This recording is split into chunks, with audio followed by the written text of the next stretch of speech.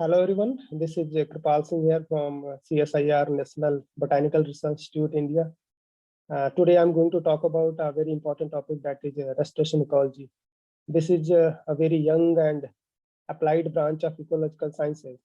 Despite its young age, the science of restoration ecology has been grown rapidly and changed dramatically during last 2 decades. Now the science of restoration ecology is the most practiced science for a wide range of ecological challenges. Its importance and global presence can be evident from today's official and global launch of United Nations Decade on Ecosystem Restoration 2021-2030, jointly by United Nations Environment Program and FAO. But at the same time, this science is known to a few people. Therefore, it is very timely and important to make a range of people about the restoration ecology, its definition, related terminology, principles and standards, and the global developments of this science. Therefore, with this backdrop, I have decided to record this talk on the day of launch of United Nations Decade on Ecosystem Restoration. Here I will be talking about what is the ecosystem degradation, and what is restoration ecology, and what are the principles and standards to be applied, and what are the global goals where restoration ecology can contribute. So with this, as you see that ecosystem degradation is a chronic problem because of human impacts, which results in loss of biodiversity and disruption of an ecosystem's structure, composition, function, and overall its sustainability. And if we talk about the global distribution of degraded area, as per 2018 World Atlas of Desertification, developed by European Commission's Joint Research Center, more than close to 75% of area of land has been degraded, and 90% of Earth's area will be degraded by 2050. And in India, in my country, more close to 30% of total geographical area has been degraded. That is almost 100 million hectares of land. And after intensive agriculture, deforestation has been the major driver of ecosystem degradation. In India, more than 40% forests are degraded, although the cover of forest is increasing as per government's data. But in actually, the situation is very alarming, and most of the protected forests are degraded because of the uncontrolled invasion, forest felling, and increasing human interferences. And all these ecosystems which degrade activities ultimately force the decline in biodiversity. And the decline in biodiversity is ultimately impacting the well-being of humans. So it is very important and very timely that these ecosystems should be restored and bring back to a state which is self-sustaining and can provide a range of ecosystem services. Here you can see different pictures of different kinds of degraded ecosystems in India. All these pictures are from different parts of our country. The good is that there is a science which can manage all these problems related to the ecosystem degradation, and that science is restoration ecology. As I already told, that this is a very young branch of ecological sciences, so its definition is evolving as of now. And here you can see the different definitions have been given by different scientists about the restoration ecology. It was started in 1994 when Professor Eric proposed that ecological restoration is the total set of ideas and practices involved in the restoration of ecosystem. Again, in 2004, Davis and Slobodkin proposed that ecological restoration is the process of restoring one or more valued processes of or attributes of a landscape.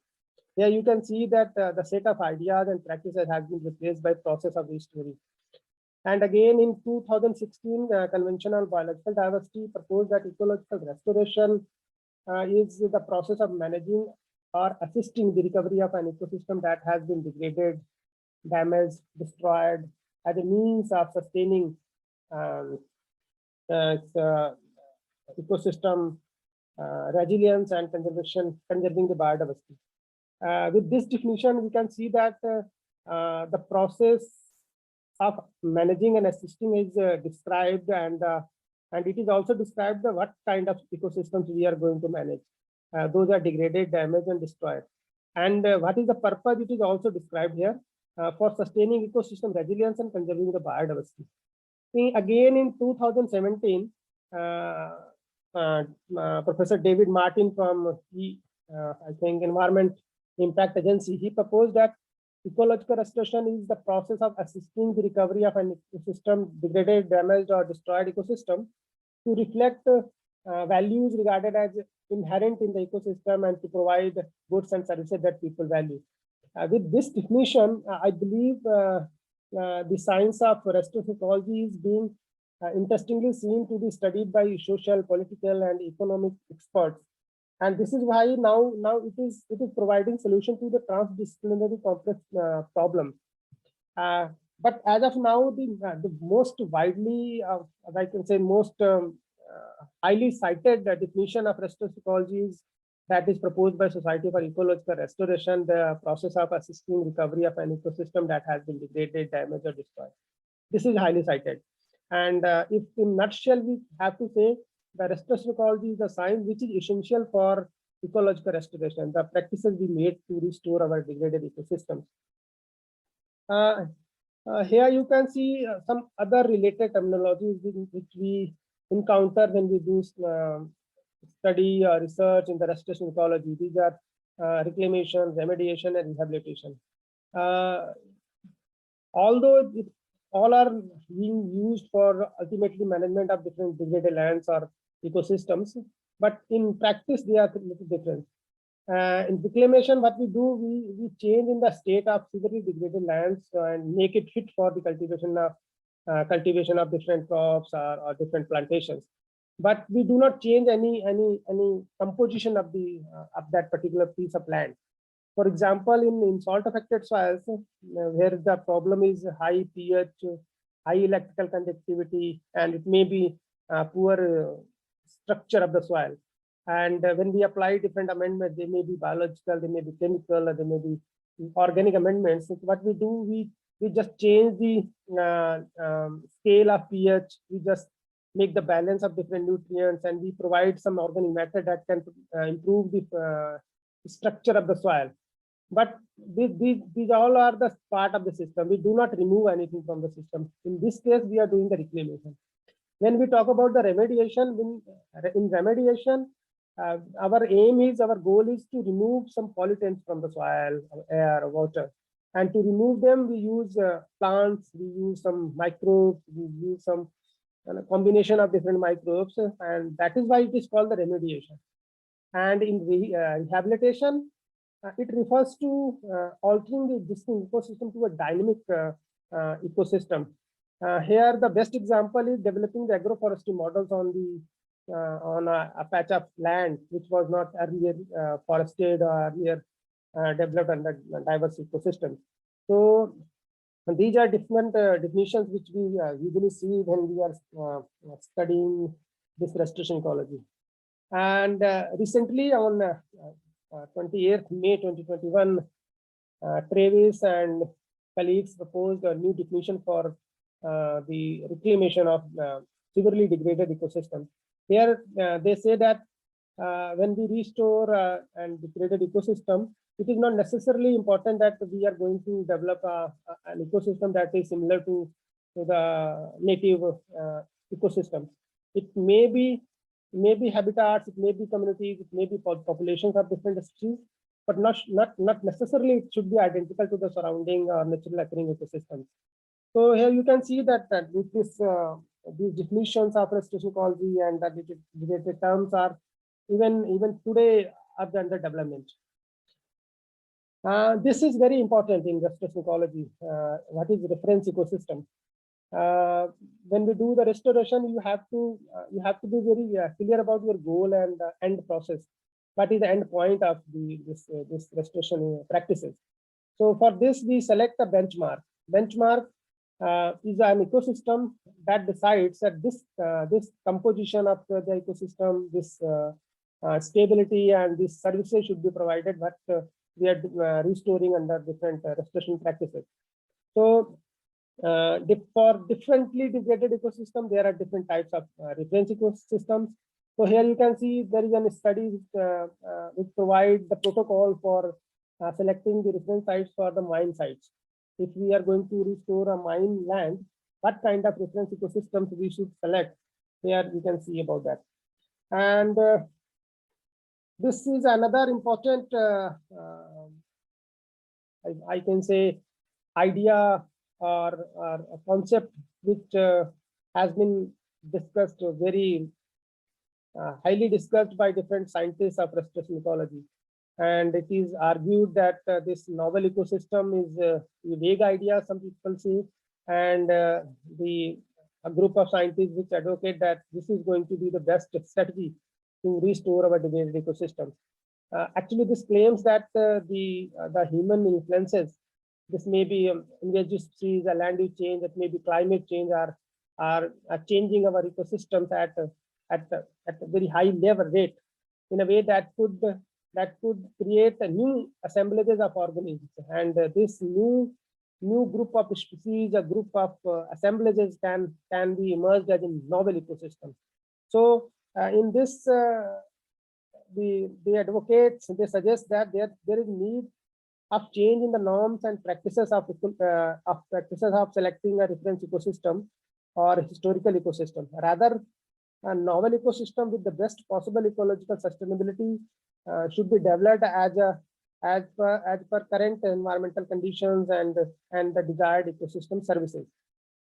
So here we can understand that there are different approaches to restore the ecosystem. It may be novel ecosystem, and it may be the ecosystem that are as similar as it was in the. These are some important methods used for restoration of degraded ecosystems. Just I thought to introduce them here to make clear differences among the forestation, reforestation, and agroforestry. Afforestation is doing the plantations or sowing seeds of trees on a land that was not previously forested. And in reforestation, we facilitate the regeneration of the species, we do the plantations or sow the seeds of native species in a degraded forest to make it more diverse, more productive and stable. In agroforestry system, we grow different agricultural crops, medicinal and aromatic crops in the spaces available with the trees on a same patch of land. And here you can see two pictures. One is afforestation and another is agroforestry. Both ecosystems are developed on entirely degraded land here in our organization. These are the international principles and standards proposed by Society for Ecological Restoration and different restoration ecologists and various partners from different parts of the world. And they produce these standards to be adopted by communities, industries, non-government organizations, land managers, to improve the ecological practices across sectors and in all ecosystems. It may be terrestrial, it may be aquatic, and these are the principles. Although it is a very comprehensive subject, but in brief, the principle 1 and 2 says that effectively engaging a wide range of stakeholders and fully utilizing available scientific, traditional, and local ecological knowledge should be adopted for a successful restoration of degraded ecosystems. And in principle 3 and 4, it summarizes the central approach of ecological restoration by highlighting ecologically appropriate reference ecosystems as the target of restoration and clarifying the imperative for restoration activities to support ecosystem recovery and processes.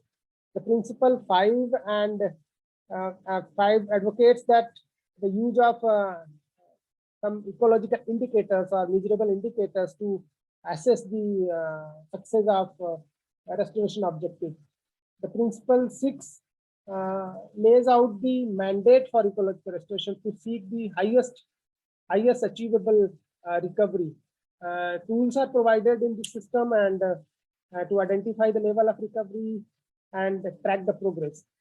The Principle 7 highlights the cumulative gains of values when applied at a large scale. And in Principle 8, this clarifies its relationship, the relationship of restoration ecology to applied approaches on a restorative continuum. Here we can see that what are the global goals where the restoration ecology is actually going to contribute significantly. It is believed that if ecosystem restoration is applied effectively, and this can contribute to biodiversity conservation, increasing food and water security, health and human well-being, and it may deliver a range of goods and services and prosperity. It can provide deliver a climate resilient climate change mitigation strategies, ecological resilience, and adaptations. Therefore, investing in ecological restoration can help in long-term sustainability. Here you can see that different sustainable goals can be achieved with the rebuilding a sustainable planet. But these are 8 important goals which are directly related to the ecosystem restoration and biodiversity conservation. And there are some other initiatives where restoration ecology is the part, that is Bone Challenge, which was proposed by government of Germany and IUCN in 2011. And it is pledged that by 2020, 150 million hectares of land will be restored, and by 2050, 350 million hectares of land will bring under the restoration. India is part of this pledge, and India proposed to restore 21 million hectares of land by 2030. And as of now, I think 70 pledges have been submitted to Bone Challenge to restore the degraded ecosystems, and more than 60 countries are the part of this Bone Challenge. Recently, in 2019, India hosted the COP15 of UNCCD in New Delhi, and their Delhi Declaration was proposed or developed by participating ministries and negotiating parties. And they proposed that the investment in land restoration can unlock the sustainability. And India here also proposed to restore 26 million hectares of land by 2030, including 21 million hectares, which was proposed to restore in Bone Challenge. So the success of restoration ecology and its role in healing our degrading planet can be seen in the today's launch of United Nations Decade of Ecosystem Restoration, and where communities, policymakers, environmental scientists, land managers, NGOs, with new energy and excitement are working together to provide solutions to complex planetary problems with science of restoration ecology and to rebuild a sustainable human-nature relationship. In last, I would like to say that just acknowledgement to the different organizations from where I got this information. First of all, Society for Ecological Restoration, Restoration Ecology Journal, these books. I'm very thankful to all these literature and restoration ecologists who provide a great deal of knowledge to understand the restoration ecology. With this, I stop my talk here. In next presentation, I will be talking about the restoration ecology in India, its challenges and opportunities. What is the level of restoration ecology we are doing in our country? And thank you.